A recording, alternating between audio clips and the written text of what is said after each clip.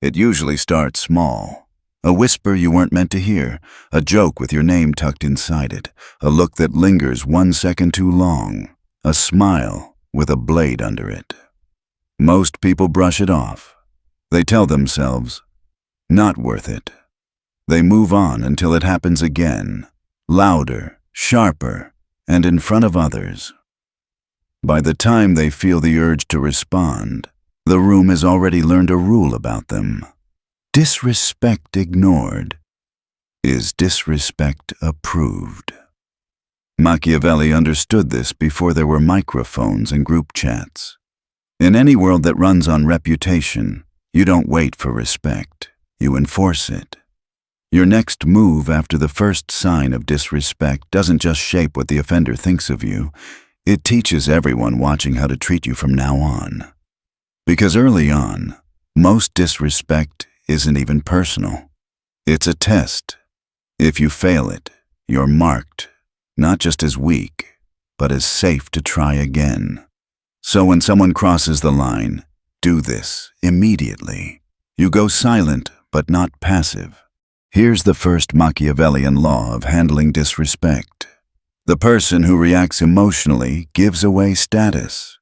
The person who withdraws strategically becomes unpredictable. And unpredictability creates caution, often fear. Silence doesn't mean pretending you didn't hear it. It means pulling your energy out of the game. You don't laugh to smooth it over. You don't perform calmness by clumsily explaining how it made you feel. You let them feel your absence instead, in your gaze, in your stillness, in the way you stop feeding momentum. Think of it like snapping the beat in a song. They were counting on rhythm, banter, laughter, defensiveness, appeasement. You drop a hard pause.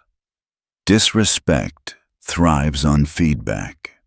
Chuckles, backpedaling, long explanations, and "it's fine, you don't mean." When it meets cold stillness, it shrivels. It exposes itself for what it is. A cheap, low-effort grab at dominance. Machiavelli didn't strike first. He watched. He let the other side reveal themselves fully before he ever moved. And when he did respond, it wasn't with apology. It was with precision. That's your next step. Mirror the violation. But do it with a question, not a counterpunch. They expect an emotional spike. They want to provoke insecurity. What they don't expect is exposure. Hold eye contact. Tilt your head just slightly. Use calm like a scalpel. Did you mean to say it that way? You sure you want to repeat that? That sounded personal. Want to clarify before I respond? Each line is a controlled incision. You aren't denying the hit. You're inviting them to make it again, on record. You're giving them the chance to double down publicly, where the room can see what they're actually doing.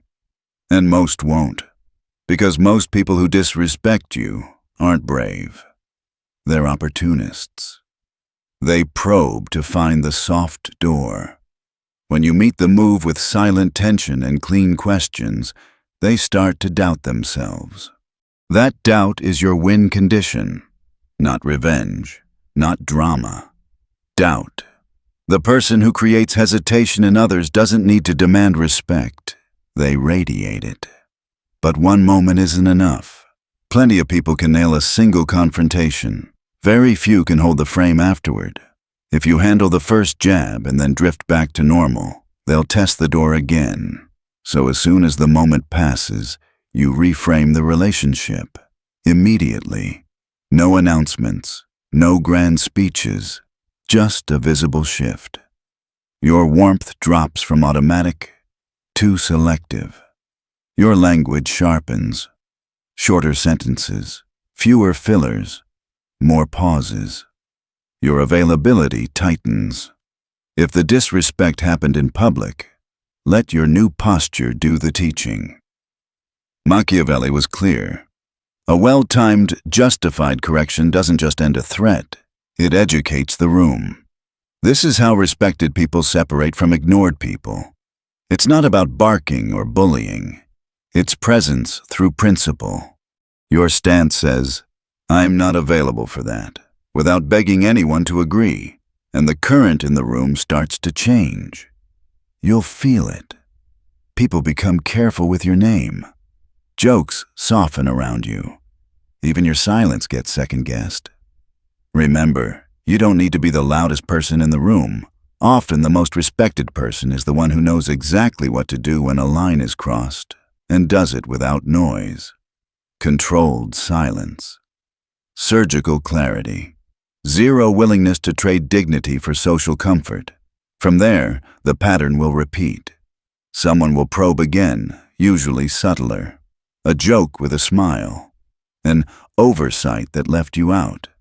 A passive comment tossed like bait. That's fine. You're not here to argue feelings. You're here to enforce standards. You clock it. You mark it. You keep your posture. And when you act, you don't swing wild. You apply pressure precisely where it matters. Access. If they cross the line again, you go colder, not louder. If they took their shot publicly, you respond publicly but cleanly. They make a comment. You pause, look them in the eye, and address the group instead. They ask a question. You give a one-word answer and move on. They reach for your warmth. You answer with polite distance. This isn't aggression. It's removal. You're demonstrating something far more chilling than a clever comeback. The door is now closed. Here's what most people don't understand. They think being the bigger person will earn admiration. Machiavelli would laugh. Respect isn't earned by endless forgiveness. It's earned by clear consequence, delivered without anger. And while you're doing it, others are watching. They saw the initial moment. They saw your stillness. They saw you reframe. Now they're studying you for consistency. This is your chance to become something rare, someone whose silence carries weight. Not because you're aloof, but because you're disciplined. You don't chase. You don't explain. You don't make comfort more important than self-respect. You just set the cost of entry and leave it there. Here's the deeper truth. Disrespect doesn't just come once. It comes in waves, testing your edges, looking for cracks. That's why your second move matters as much as your first. Because when they circle back with a softer jab, a casual dismissal, or a joke that lands just wrong, you need to reinforce your frame with disproportionate consequence. Machiavelli's philosophy wasn't about fairness. It was about effectiveness. He knew what most people refuse to admit: a punishment equal to the offense is forgettable. But a punishment greater than the offense is unforgettable. You're not out for revenge, you're sending a message. The message is simple. You don't get to play with me twice. So when they try again, you don't explode. You don't even raise your voice. You just turn colder. If they made their move in public, you answer in public, but with surgical rejection, not insults. They throw out a comment. You pause. Let the silence hang. Then shift your attention to someone else.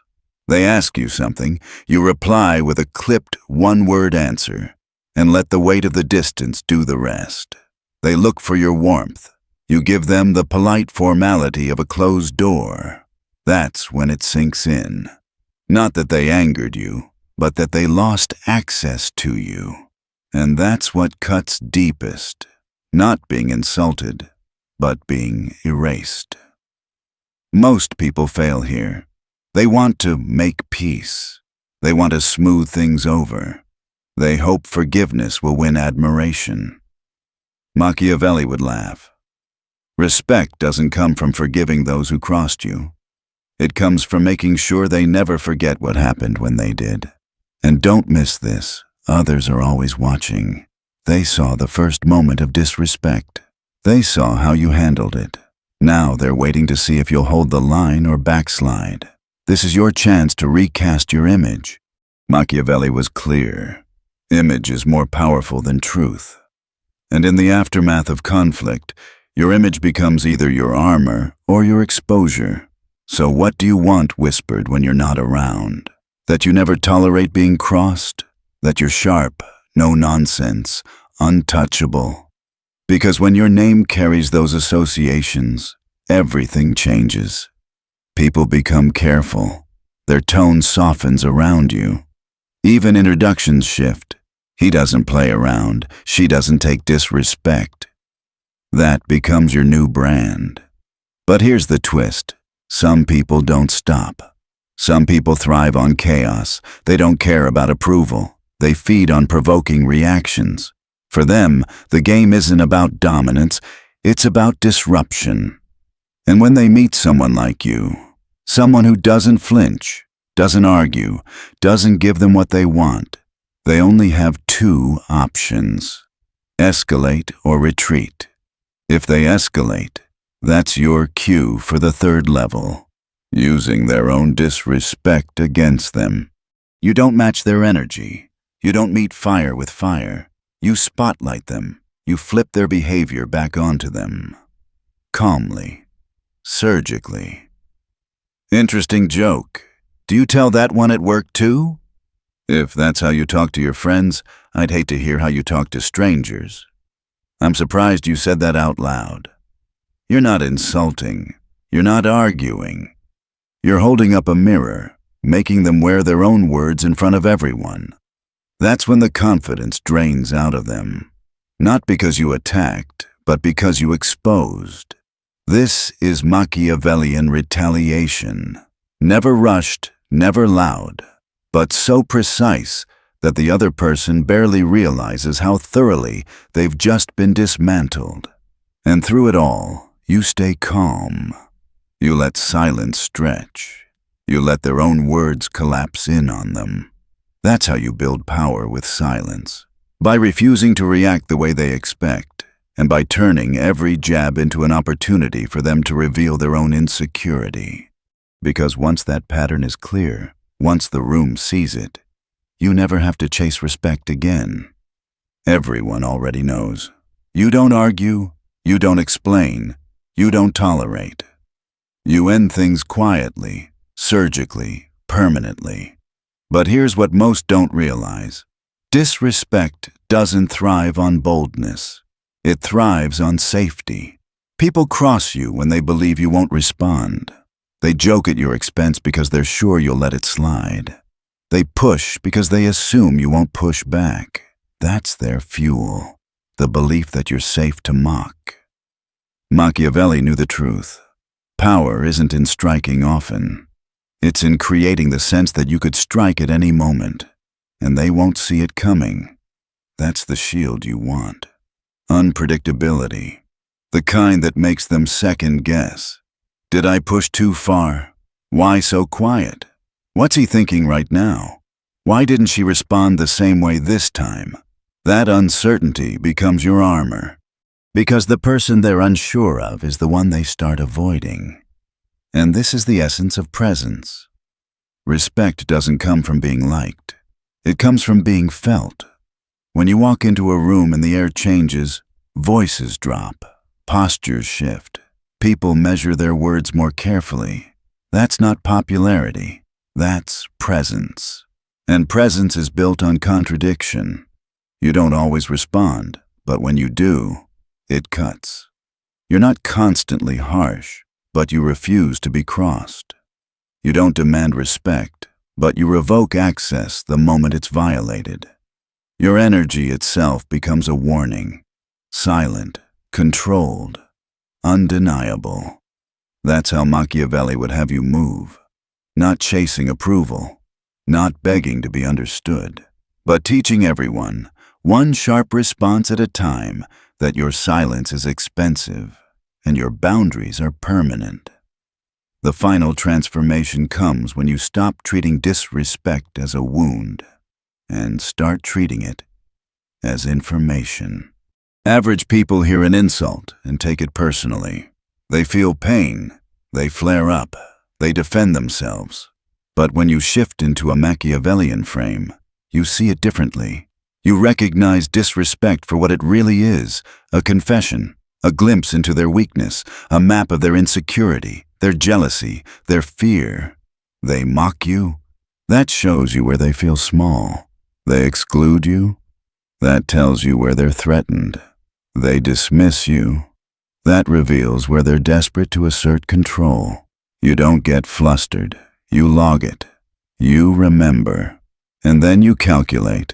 Does this person still get access to me? Do I isolate them quietly, or do I use them publicly as a warning to others? Do I remove them entirely, or let them remain just close enough to expose themselves again? That's no longer emotional chess. That's positional warfare. Because Machiavelli knew the best position isn't having the most allies or the loudest voice. It's being the one whose boundaries are feared even when you're not in the room. And that's the real victory. Not applause, not validation, but absence that carries as much weight as presence. When people think twice before joking at your expense, even when you're not there. When they hesitate before making a move that could involve you. When your silence alone forces recalibration, that's when you've made disrespect too expensive. Here's where most people trip up. They confuse forgiveness with strength. They think being the bigger person earns respect. It doesn't. It teaches opportunists that you're willing to tolerate them twice. Machiavelli would remind you, once they see you as easy to cross, regaining control costs double the effort. So you train yourself to stay consistent. After the first violation, you stay cold. After the second, you withdraw further. After the third, you erase them entirely. No drama, no screaming match, just removal. Because the truth is, people aren't hurt most by insults. They're hurt most when the access they took for granted is quietly revoked. And here's the deeper layer. Your image after that first confrontation becomes your greatest shield. Image, as Machiavelli said, is stronger than truth. People won't remember the details of what was said. They'll remember the posture you held, the silence you maintained, the precision with which you drew the line, and that memory becomes your armor. Soon, your name shifts in people's mouths. They describe you differently. No nonsense. Sharp. Intense. They warn others to tread carefully. They don't joke as loosely in your direction anymore. They measure their words before addressing you. Not because you demanded it, but because your energy now comes with weight. But there's another type of person you'll meet. The disruptor. The one who thrives on chaos. Who tests boundaries not because they want respect, but because they crave destabilization. When they see that you won't play, they have two paths: retreat or escalation. If they retreat, problem solved. If they escalate, that's your cue to move into advanced retaliation. And advanced retaliation isn't about shouting them down. It's about turning their own behavior into a spotlight. Calmly, precisely. That's an interesting joke. Do you tell that one at work too? If that's how you talk to your friends, I'd hate to hear how you talk to strangers. I'm surprised you said that out loud. Notice what's happening. You're not insulting them. You're not arguing. You're just making them own their words in front of others. And in that moment, the room turns. Their confidence shrinks, not because you overpowered them, but because you exposed them. That's the essence of Machiavellian power. Retaliation so calm, so measured, that the other person doesn't even realize they've already been checkmated. And you stay poised, silent, controlled, while they begin to unravel under the weight of their own exposure. This is how you build a reputation that requires no defense, because once people see that disrespect toward you doesn't just fail, it backfires. They self-correct. They start guarding their own tongues before you ever have to, and from that point forward, you don't chase respect, you embody it, because everyone already knows. You don't argue, you don't explain, you don't tolerate, you end things quietly, surgically, permanently. Here's what most people never realize.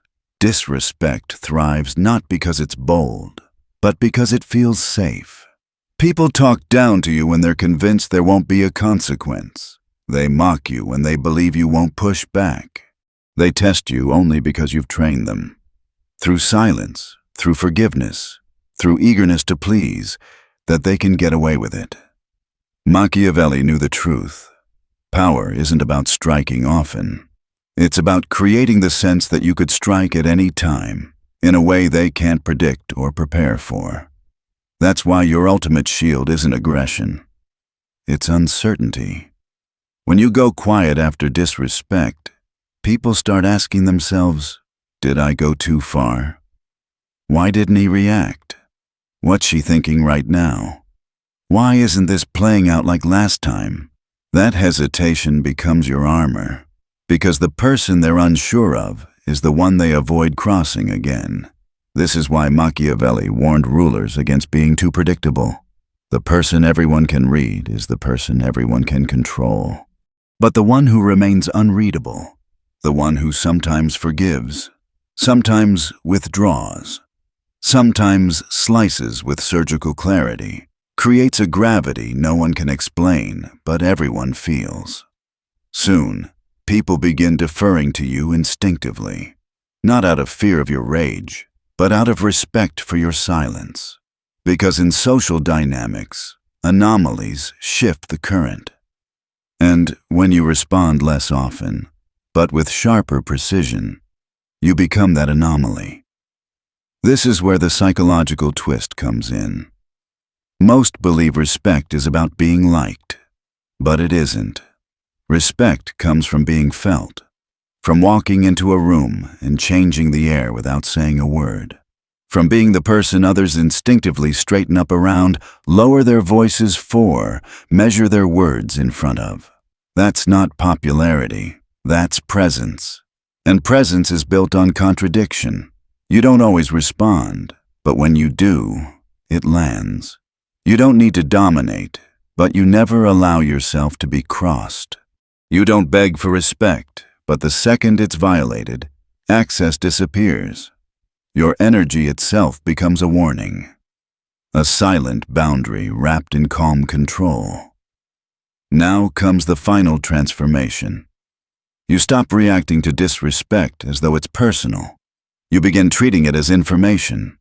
While others hear an insult and feel wounded, you hear an insult and think, there it is, the weak spot in them. Their jab no longer defines you. It reveals them, their insecurity, their jealousy, their desperation. And that's the last twist of power. Instead of being destabilized by disrespect, you use it as a diagnostic tool. From there, you calculate. Do they still get access? Do you remove them privately or make them an example? Do you let them disappear in silence, or do you leverage them to warn the room? Every act of disrespect becomes an opportunity to reposition yourself and to make their weakness public without ever breaking your own frame. This is why Machiavelli taught that the best position is the one where people fear violating your boundary even when you're not there. That's the win condition. When absence carries the same weight as presence. At that level, you're no longer demanding respect. You are respect. Not because you force it, but because you've made the cost of disrespect too high for anyone to risk. Now comes the last layer, the place few ever reach. It's not about fighting disrespect anymore. It's about reshaping what you represent in people's minds. Because in the end, true power isn't built on your reactions. It's built on what people assume you might do, even if you stay completely silent. The strongest presence is the one that makes others hesitate before they even think of crossing a line. When you've enforced your boundary once, that's not the end. It's your reputation test. Everyone who saw it, everyone who heard about it, is now watching to see if you stay consistent. If you hold the line without exploding, apologizing, or backpedaling, they feel something rare in this world. Certainty. And certainty commands respect far more than popularity ever could. That doesn't mean you walk around cold and hostile. It means your warmth is now a choice, not a default. You smile when you want to.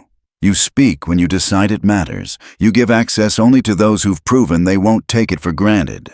And that selectivity, that discipline, is what makes you untouchable. Because respect isn't just about what people say to your face. It's about what they don't dare say when you're not in the room. It's about the way conversations shift when your name comes up. It's about the way people edit themselves around you, not out of fear of punishment, but because your presence has weight. And that weight doesn't come from being loud, aggressive, or always available. It comes from subtraction, from removing reactivity, from stripping away the need to over-explain, from refusing to justify your existence or tolerate even the smallest, harmless disrespect. That's when everything changes. People stop interrupting you mid-sentence. They repeat your words later because they were rare, deliberate, and sharp. They hesitate before crossing you because your boundaries are now legendary. Machiavelli said it plainly. Men must be either respected or eliminated. In today's world, that means people either understand your value or they lose access to it. Not through anger, not through revenge, through absence, through the quiet removal of your presence from their lives. And here's the most chilling part. Sometimes the most terrifying response isn't punishment. It's mercy. Not warm forgiveness, but cold indifference. When someone disrespects you and then realizes they made a mistake, you don't lash out. You don't soothe them. You don't even explain why you've changed. You simply remain unchanged. They walk around in a new reality where your attention is no longer guaranteed, where your energy no longer bends to fit theirs, where they've become a ghost in your world. That's not pettiness. That's power. Because nothing unsettles a person more than realizing you never needed their validation to begin with. Their disrespect didn't diminish you. It revealed them. And in exposing themselves, they elevated you. That's the final Machiavellian move. You become the silent architect of consequence. You don't demand respect because everyone already knows. You only make that mistake once. And when the whispers about you begin, he doesn't say much, but when he does, she never loses her cool. Careful with that one. They don't come back around. That's when you know you've won. You've built a reputation so solid that people self-correct around you. They double-check their tone. They rephrase their words. They ask themselves if you're watching, not out of fear, but because your presence now carries gravity. From then on, you don't have to fight for respect. You've become something rarer than dominance. You've mastered selective presence, and that's the final lesson. The most powerful person in the room isn't the one who shouts the loudest. It's the one whose silence has become a standard others measure themselves against.